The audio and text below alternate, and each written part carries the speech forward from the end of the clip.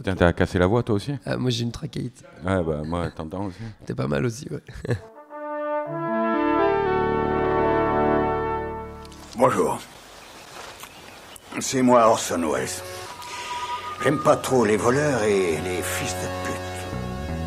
Salut, c'est Nos Ciné, votre rendez-vous avec le cinéma version Extra Ball. Vous le savez, on fait ça de temps en temps, une mini-session 100% centrée sur un seul film, un récent ou un ancien, comme celui qui nous intéresse aujourd'hui, ancien mais il n'a pas pris une ride puisqu'il s'agit des Blues Brothers, l'original, le seul, l'unique, le film de 1980 qui ressort dans une version restaurée mi-novembre au cinéma, 35 ans après sa sortie, l'occasion de remplir nos valises de blues, quelques minutes en compagnie de mon camarade Arnaud Bordas. Salut Arnaud. Salut Thomas. Allez, Nos Ciné Extra Ball, 3ème du Mans, c'est parti.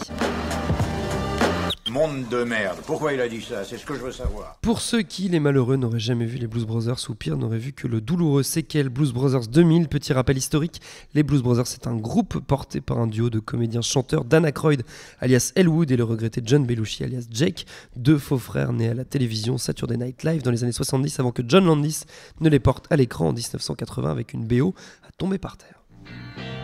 Come on, oh baby, don't you wanna go? Come on, oh baby, don't you wanna go? Back to that same old place, sweet home, Chicago. Sweet Home Chicago, important Chicago pour les Blues Brothers puisque la ville est au cœur du film, on la voit partout, n'est-ce pas Arnaud? Elle est au cœur du film et puis son acteur principal en est originaire, John Belushi. Donc ouais, c'est évidemment un des éléments importants du film. Mais au-delà de ça, c'est vrai que les Blues Brothers, c'est toute une époque, quoi. C'est-à-dire, tu l'as signalé, effectivement, c'est des personnages qui viennent à la base du show télé du Saturday Night Live, où ont débuté Dan Aykroyd et John Belushi en tant qu'acteur et en tant que scénariste. Et on va dire que les Blues Brothers, c'est un petit peu une sorte d'acmé pour eux, quoi.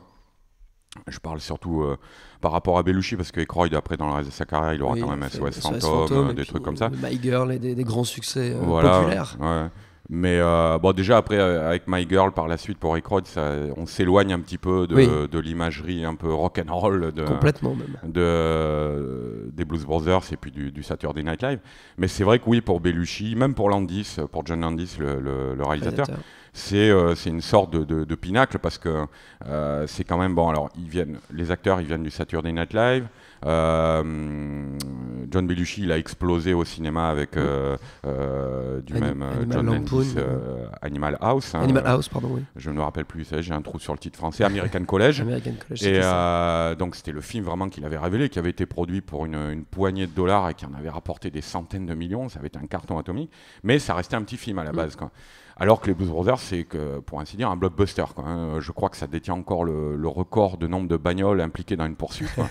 Et je veux dire, c'est vrai que le carambolage de fin. Oh la poursuite finale, elle est hallucinante, quoi. Je veux dire, il y a des flics en bagnole, à cheval, il y a la police fluviale, enfin, l'expression avoir tous les flics du pays au cul, là, elle est littéralement à l'écran, quoi. C'est très spectaculaire.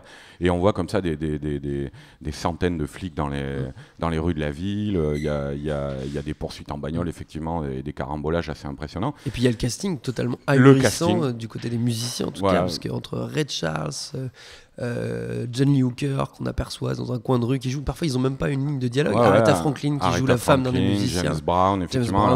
En pasteur complètement déjanté. Il y a un casting de guest stars, de chanteurs qui est assez impressionnant. Il y a aussi un casting de second rôle, tout simplement. Enfin, au détour d'une scène, on croise par exemple Paul Rubens, le futur Pee Wee Herman. On croise Frank Oz qui joue Frank Oz qui joue le gardien de prison, enfin le mec qui lui remet ses affaires à la sortie de la prison. Steven Spielberg à la fin, qui vient faire une petite apparition, qui était un fan hardcore de Belushi et qui l'a d'ailleurs pris, enfin qui lui avait promis déjà des années à l'avance qu'il était en train de préparer un film sur l'après Pearl Harbor et qui donc allait prendre Belushi pour 1941. Voilà, on croise pas mal de monde, effectivement. C'est un film, c'est assez étonnant parce qu'en fait, on a l'impression à la fois de voir un film de potes et en même temps une comédie musicale aux dimensions de blockbuster et qui n'a rien perdu encore aujourd'hui de son énergie et de son côté spectaculaire, vraiment, quoi. Je pense aussi, il y a, alors évidemment, il y a l'humour, quoi. Il y a l'humour Ouais, très très drôle, c'est Ouais, très Saturday Night Live. Voilà, très spécial avec toute la bande issue du Saturday Night Live, qui est les potes de Aykroyd et Belushi.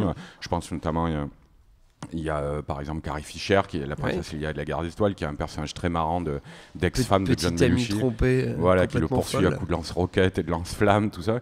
Donc, ouais, c'est vraiment un film à part. Et alors, quand je parle de pinacle, c'est vrai que, on va dire que par la suite, effectivement, on retrouvera pas vraiment ça dans la carrière de beaucoup des gens qui ont participé à ce film.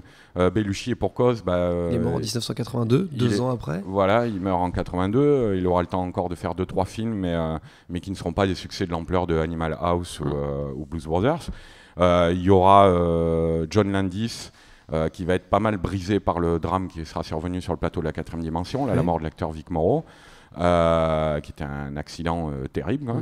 Bon, il aura quand même le temps de faire Un fauteuil pour deux, le thriller de Michael Jackson, mais on va dire que globalement, ces gens-là, ils auront été entre le milieu des années 70 et le milieu des années 80, et que c'est leur grande période, et après ça va se tasser. Casser un peu Ceux qui seront encore là, comme Daniel Crouch, je disais, vont se ranger un petit peu, faire des comédies familiales, des trucs comme ça, mais en gros, l'esprit Saturday Night Live, c'est à peu près cette décennie-là, et c'est peu dire que ça a été une décennie qui a énormément compté dans l'histoire de l'humour américain, quoi. John Belushi a une autre actu qui nous intéresse, Arnaud, c'est un bouquin qui vient d'être traduit en français de Bob Woodward, un des célèbres journalistes du duo qui a un des plus grands fait exploser américains, le scandale du Watergate, mais qui s'est aussi intéressé à John Belushi. Le bouquin il s'appelle La folle et tragique vie d'un Blues Brothers. C'est sorti chez Capricci et c'est vachement bien. Voilà, alors si vous avez un bouquin de cinéma à lire cette année, c'est celui-là, mais sans aucune hésitation.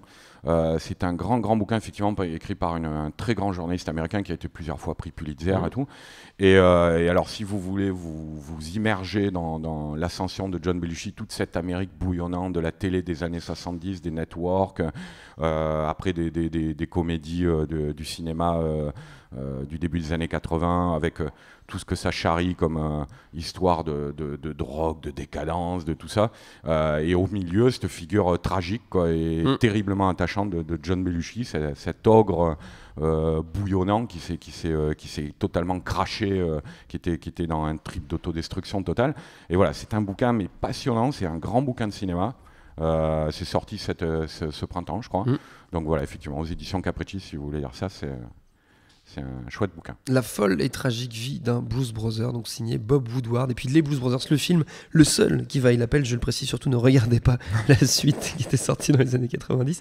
Il ressort ce film, on l'a dit, mi-novembre au cinéma, mais il est également disponible assez facilement en DVD. Notre temps est écoulé. Merci à Arnaud, merci à Jules, à la technique, merci autant que pour l'accueil. Nos ciné version normale, vous le savez, c'est tous les lundis. Entre-temps, on se retrouve un peu partout sur le net, iTunes, Deezer, SoundCloud, Mixcloud, YouTube, Facebook, Twitter.